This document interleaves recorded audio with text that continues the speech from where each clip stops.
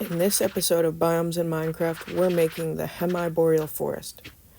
Hemiboreal forests are found essentially halfway between temperate and boreal forests, and they often have like a nice mixture of like birch and spruce and pine and fir and aspen.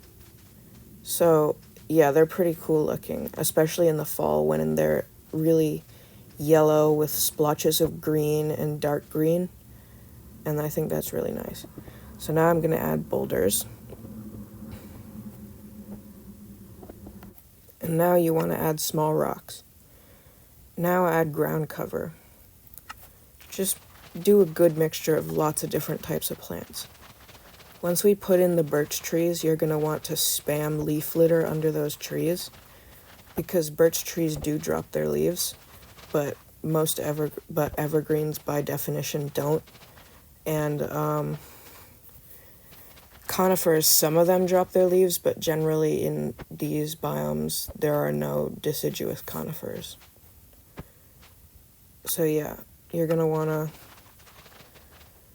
have nice patches of grass, patches of tall ferns, patches of short ferns, lots of small drip leaf, flowers, bushes, fungi once the trees are put in.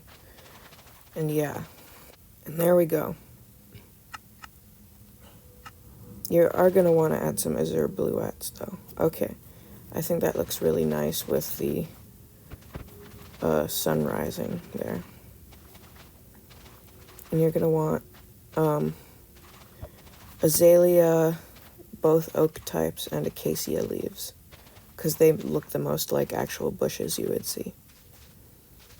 If you want to do like a holly bush or something, go ahead and do something like a berry bush, or like spruce leaves. Also, if you want to add some berry bushes in the forest, just in general, please do so.